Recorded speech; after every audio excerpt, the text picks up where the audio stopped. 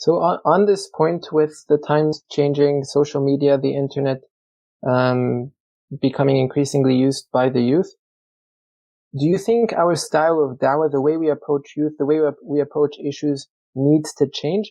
And if so, to what extent and how? Listen, man. People need to be real. You understand what I'm saying? Like, you could have no knowledge in the world, a little bit of knowledge, but if you're real with the people, they'll listen. They'll listen. You know, they say, this guy, he's saying something I heard it before, but I didn't hear it before. Like, I heard it, but I didn't hear it like this.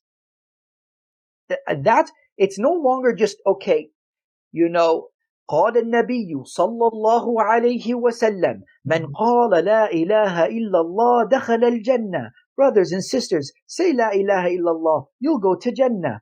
Like that's true. But like, that's not doing anything for me. You understand what I'm saying? Like, that's not doing anything for me. Right? And I think that's the issue, is that we have to address the issues at hand. Do you even believe in Allah first? Like, when I teach in schools, right? I teach in the masjid, I teach in the youth center, and I teach in the schools. And when I teach in the schools, I teach every single kid like he's a non-Muslim. You understand? Yeah. You teach every kid like I teach them as if they haven't accepted Islam, that I'm there in order to give them the guidance, the irshad that they need in order to accept Islam. I'm giving da'wah to a non-Muslim.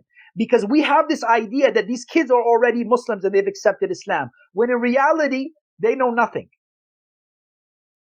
You understand what I'm saying? So It's like we've skipped like 4 or 5 steps. We have to move back. We have to go all the way to the beginning. And we have to start from scratch. And then we have to move forward. We cannot just, have this expectation that the kids, they know, they accepted, and we're just building on what they already have. They have nothing. They have nothing. But in terms of the school, as I mentioned, we have to start from scratch, right? Institutes, schools, they need to start teaching kids as the same way they teach non-Muslims, right? They need to take shahada, these kids, right? They need to take shahada on their own, not just because their name is Muhammad or their name is Khadija or their name is Asma, whatever, right? We need to get these kids to make that shahada. And it starts from, preschool, starts from kindergarten, grade 1, and all the way up, right? And it's not about overburdening them with the knowledge and with Islam and shoving it down their throat.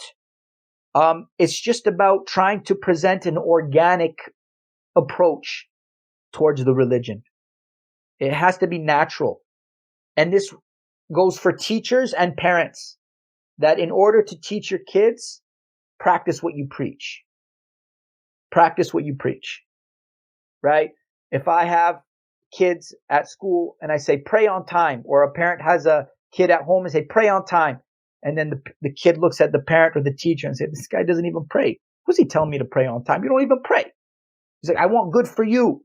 So if you want good for me, you should want good for yourself as well. So you pray and I'll pray. We'll pray together. Jama'ah. Alhamdulillah. You understand what I'm saying? So it all starts at home. It all starts in the classroom. It all starts with a teacher or a parent leading by example, and understanding that these kids need to realize Islam on their own, on their own. That just because you're a Muslim, you name the kid Muhammad, he's not going to be saved from Jahannam. You gotta literally, it's called tarbiyah, bro. If you want me just to present it to you in one word, it's tarbiyah, right? That's what we need. We need tarbiyah, right?